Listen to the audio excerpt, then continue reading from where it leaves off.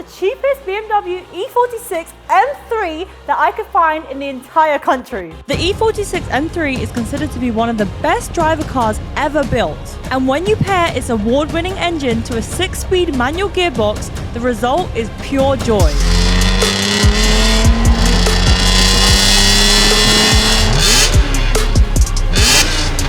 The sound that this car makes and the manual gearbox, that concoction, wow.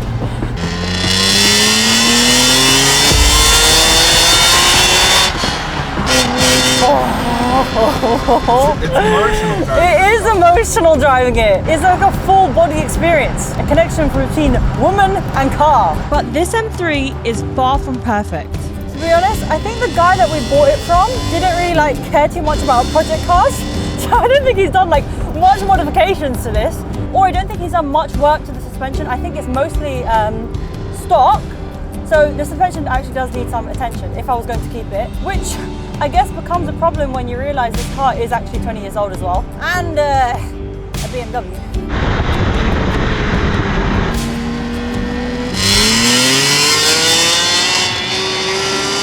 And even though I love driving this car, the age is really starting to show. Because there's a reason this car was so cheap. And it's the thing I'm very familiar with. The thing I can't seem to get away from. Rust. This car's really rusty. And the soft top does make it less desirable. And there is some wiring issues going on because my speakers, they work some days and some days they don't. And to be honest, the list does go on and on as to why it was the cheapest car. But I don't really care because I bought this car for one thing and one thing only, and that is the engine. That's all I need. The E46 M3 comes with a 3.2-litre straight 6 that has won multiple awards in its time, and it is widely considered as one of the best engines BMW has ever produced. But with rewards and this kind of reputation comes a hefty price tag. And not just for the engine. That still doesn't answer the question of, what do I need this engine for? Well, I have a car that could do with a small upgrade. So I know you're probably thinking I'm absolutely insane for tearing down a perfectly running M3 just to donate the engine into my rusty E30, which I haven't even taken to sandblasting yet, and I haven't even touched with a welder yet. But when I tell you the deal I got on this M3, you will understand why I've done what I've done. I'll tell you that later, but for now, I need to get this engine out ASAP. Lucky for us, in this car, the whole core support, the whole front end comes off as one piece, which makes pulling out the engine so much easier because I can just pull it out front ways. Unlike the E30 where the core support doesn't come off and I had to lift the engine up, in this car, it's a lot simpler. So firstly, I'm gonna remove the front end and then kind of work my way backwards. And it's also my second engine I've ever removed, so I'm feeling a bit confident now. Most people buy an engine for a swap already out of the car. I bought this whole M3 because I think I can save thousands, but only if I can get this engine out in one piece. And I know a S54 swap in the E30 is a pretty exciting thought. And if you want to stick around for that journey, make sure you subscribe to see how this project goes. The first thing we need to do is pull out the headlights, which have some broken clips and are held in by mismatched bolts. Next up, the bumper. It's pretty straightforward once you get past the mismatched bolts. Of course, remembering to unplug the fog lights as well. Yes, I've done it. I did it with my nail. That's not carbon fiber, is it? That is. Yes, you heard that right, a carbon fiber crash bar. I'm not sure why BMW did that, to save weight? Maybe. Either way, it's coming off. But rather than putting it off separately, I want to keep big bits together as much as possible. This just helps with storing parts, selling them, and making sure we don't damage stuff. To do that, we need to remove all the wiring clipped onto the crash bar and get the washer fluid bottle out of the way. Let's not make the new workshop messy. That's it. Sweet. I really want to keep the workshop clean, don't I?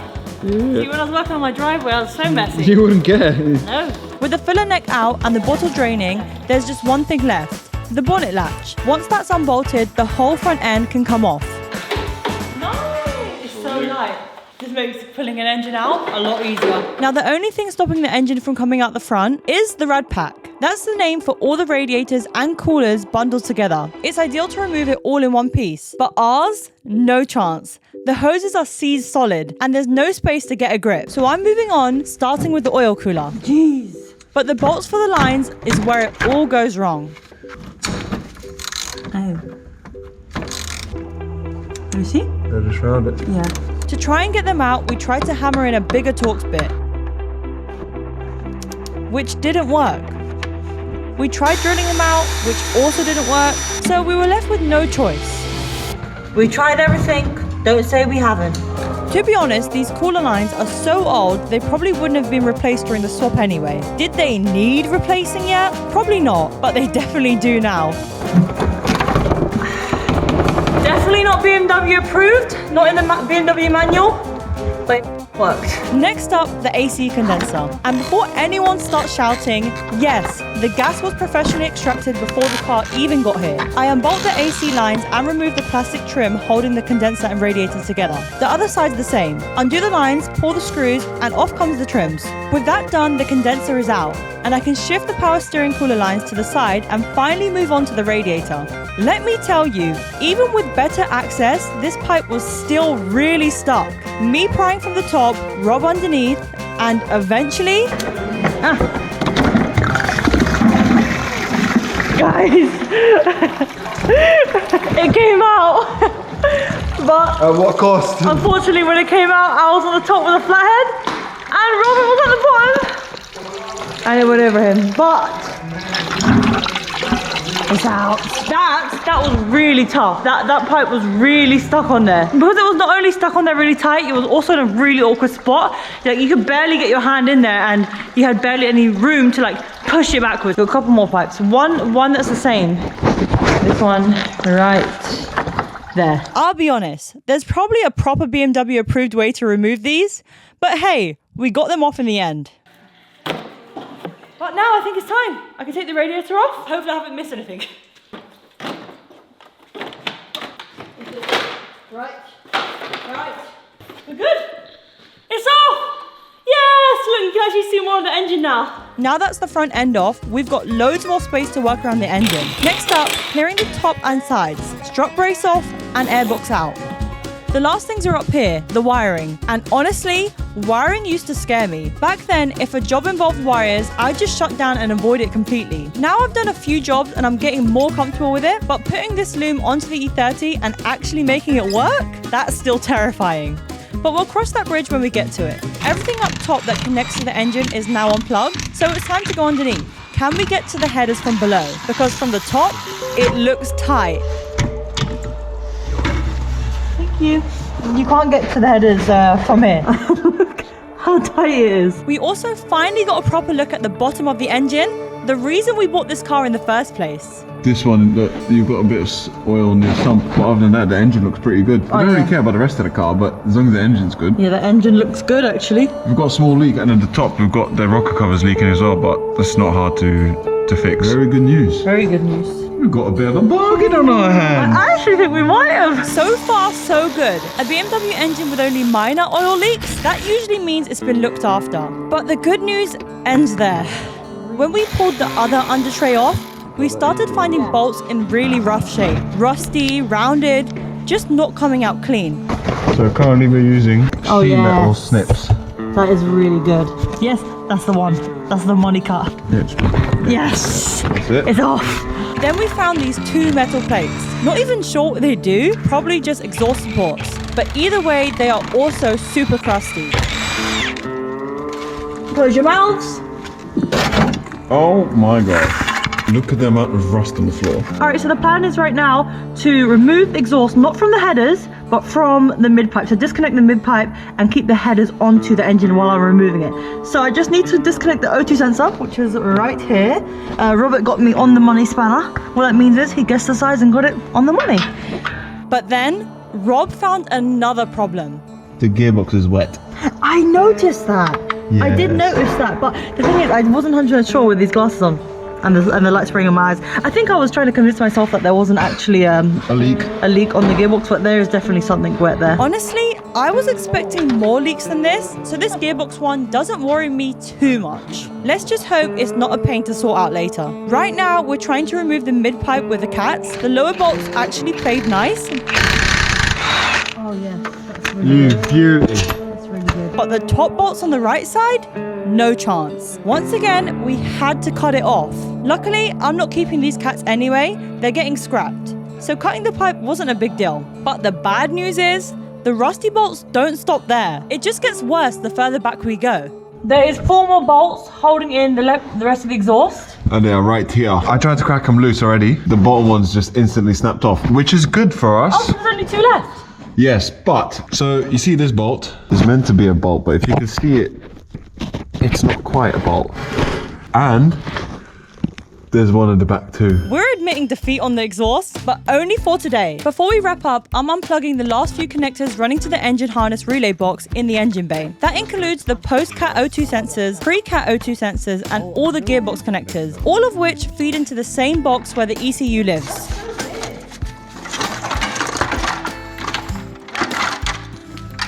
There you go.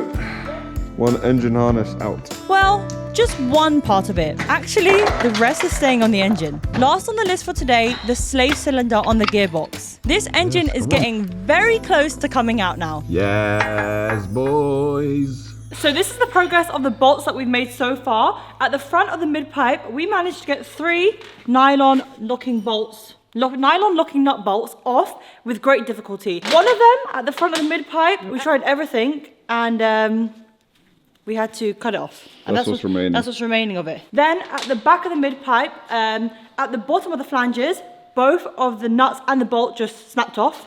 That's what's remaining of it. I don't mind that though, because at least it came off quite simple. And at the moment, at the back of the mid-pipe, at the top of the flange, we have 2 bolts on each side that's still on there and is impossible to get to. No matter the amount of extensions we use, we can't get it. Also, the bolt actually doesn't even look like a bolt. So I decided to get a new tool. This is what I picked up, and this should help me today and should help me in the future forever. It looks massive on camera. It is massive. Now, don't forget, I'm terrified of power tools, especially big ones like this. You can see I'm barely pressing the blade against the exhaust. It's just bouncing off instead of cutting. It's just making it hella shiny. Oh, and the hot metal falling on my face? Yeah, that really doesn't help. You alright? I switched positions hoping it will help, but honestly, I still have jelly hands.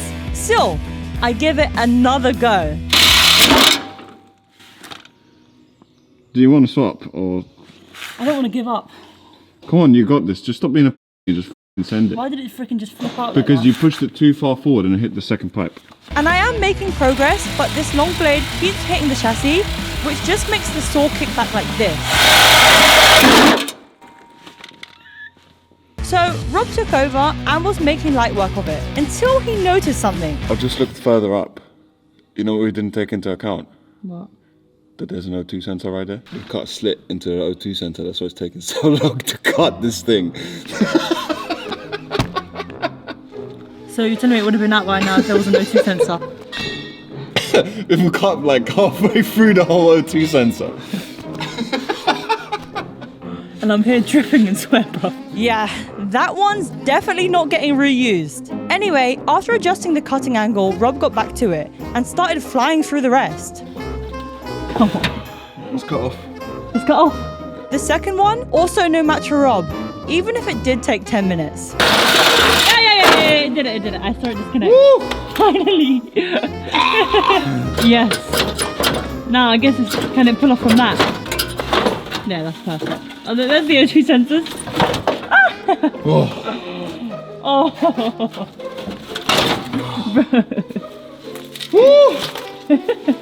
That or something else. That was the job. Definitely harder than it should have been, I think. Oh, and these are the O2 sensors. Yeah, we probably won't be reusing those. But now that the exhaust is finally out of the way, we can remove the heat shield. And one of the last things holding in the engine, the prop shaft. Well, technically the gearbox, but since we're pulling both, the prop has to come out either way. It's pretty straightforward. I've got a spanner on one end, impact on the other, ugga-dugga, and the bolt is off. Then Rob puts the car into neutral so I can rotate the prop shaft to the next bolt. He puts it back into gear to hold it still, and repeat. 3 bolts, then the 2 nuts on the center bearing, and the prop is off. Yep, it's off. Right, I'm now going to remove the fuel lines, which connect from, I think this is the fuel filter, and that basically connects to the engine. So I'm going to disconnect it from here, there's 2 lines, and then all the lines should be removed from underneath. Pull this, you reckon? Oh yeah, that came off so easy. Look at that. So I think you have to push the metal line in. You push this one in. Yeah, perfect. It's just zip tied together and then to the engine. Yeah, that's fine. Yeah, shifter. Yes. Let's do it. I'm taking off the shifter now to basically drop the shifter down so that when the gearbox comes out, the shifter will just come out with it. If this is a pull thing or a twist. If I remember correctly, BMWs are a pull thing. They're a pull thing. They're a pull thing. And then this comes off. Do I just push it down, pin it down? That's not connected to anything. But I have to push the grommet down. There we go, that's down. So when we drop the transmission mounts, that should drop down now. Yeah, because the grommet is pushed in. That was really simple. Yeah. Now for the hard part. Hard part, yeah, the exhaust manifold part. The part that we've been debating about the whole time. This is how far down the headers come, and just look at how tight the clearance is. Unfortunately, they have to come off. There's just no way we're pulling the engine with them still attached. Which now means I need to remove all the air conditioning lines, a coolant hose, and the secondary air injection check valve. Yeah, I'm just as confused about that as you are. Only then I can start unbolting the headers, which in my head should not be as complicated as it is on this car. There's just no space for anything. Then it's back under the car to remove another 2 O2 sensors. Am I going crazy, or have I removed 6 O2 sensors by now? That can't be right. Can it? Anyway, Rob's wiggling them off from the top. I'm underneath trying to pull them out. We did try getting them out from the top at first, but there just wasn't enough space. So they had to come out at the bottom. Number 2 out. I honestly still can't believe that this is only the second engine I have ever removed. Not long ago, I was scared to do a brake job in case I messed it up. Now, many mistakes later, here we are pulling out an engine from an M3. Thank you all for sticking around. I really do love you guys and appreciate all the support, especially the ones that are actually subscribed. Stand back. Oh yeah. Alright. Gearbox is ready. The last time this engine will ever be an E46 M3. 2 more volts and it's out. One's out. I'm ready. Are you ready? Go on. It's out. It's off. It's the only thing supporting it right now is the fact that it's still resting on the subframe and the engine crane. So let's see. Everything we've done so far has led to this moment. Because the crane is only hooked to the very front of the engine, we knew it would come out at an angle. We just didn't find a better mounting point, so to help keep things steady, we put a jack under the gearbox. I started lifting the engine from the front, while Robert was underneath, slowly lowering the jack and guiding the gearbox and shifter out, until he spotted something we missed. Hold on. Hold on. Hi again. There's pipes here at the back of the engine. Yeah, they're going to the back of the engine. We've got these two at the back of the engine that we couldn't see, but they do go to the back of the engine. Isn't that the heat? What's that? It's not the heater matrix, is it? Yeah. Yes. These are the coolant pipes that feed hot coolant into the heater matrix. That's what gives you warm air inside the car. Oh, coolant. It's also why your heating takes a while to warm up when you first start it. The coolant has to heat up first. Oh. That should hopefully be it. That should hopefully be engine out now. Let's see if we miss anything else. So it's back to jacking. I'm lifting the engine up and over the subframe, while Rob's underneath checking the shifter and guiding the gearbox over as well. But because of the crazy angle, thanks to where we mounted the crane, the gearbox needs to be lifted up and over as well. So Rob grabs a heavy duty chain and literally lifts it over the subframe, while I pull the engine and gearbox back, until finally, it's out. Oh, is that?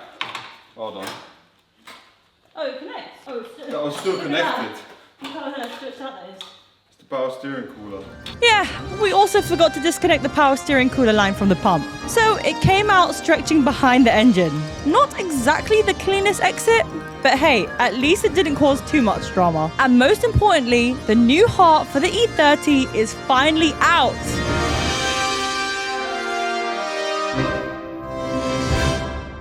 So finally, I have the engine out of the car, and just by looking at it already, I know that I'm gonna have to replace some bits. There's some bits leaking, and it's not in the perfect condition. It's also really dirty, but that's for another day. I think that will make a really satisfying cleaning video. However, I really wanna let you guys know why buying this car was so much more better, so much more of a bargain than buying the engine alone. More better, yeah? More better makes sense. More better. Off to the whiteboard. To get the S54 into an E30 and actually get it running, I need more than just the engine. So let's crunch the numbers and break down the economics of this swap. First off, the engine. An S54 in the UK goes for anywhere between £6,000 and £9,000. Then there's the gearbox, around £1,500. An ECU, £200. Exhaust headers, £100 for a used pair. And a few miscellaneous bits like sensors and a fuel pressure regulator. Let's call that £300. So just the essential E46 parts alone would set me back at least £8,500. Or I could buy a whole donor car. This E46 M3 cost me just £7,500. That's a saving of at least £1,000 right there. And it gets even better. The parts I don't need, I've been selling them. The caps were scrapped for £160. The wheels I sold for £400. The splitter, £80. Steering wheel and airbag I sold for £180. And some interior trims. That's another £180. So altogether, that brings the total cost of the car down to just £6,500. And I still have so many more bits of the car to sell. And E46 stuff sells very quick in the UK. So as a total, as a bare minimum, I've already saved £2,000 by buying the whole car instead of just the engine, and I still have so much more of the car to sell. To sell, yeah? To sell. So I should hopefully get this total as low as possible is my plan. A really great thing about buying the whole car is that I am certain the engine works, because I've driven this car. I know the engine works, I know the gearbox works because I've used the shifter, I've shifted gears, I've drove this around. So when you buy an engine by itself, you don't always know for 100% that the engine works, but I know the engine works. But talking about the E30, you guys have been asking me where is the E30, you really want to see it, so it's here, it hasn't gone anywhere, and actually I have started working on it. You just can't see it, but work has begun with it. And there will be a video out on it very soon. So make sure you subscribe, make sure you like this video, make sure you comment. Yeah, love you all. Thank you for the support. Can't even speak. Hopefully I'll get better at that. I'll try. Hopefully Laura will learn how to speak one day. I like to do mechanic. And someone asked me the other day, are you gonna sell it when it's done? Are you crazy? All that work for me to sell it? Not a chance. And also I don't think anyone would buy it off me. Can I say a little something for the outro of this video? You know how you do the clips. There's one thing I want to tell you guys who's made it to the end of the video, full stop. You are Sigma. What the f***? What are you on about? Over and out, Sigma boy.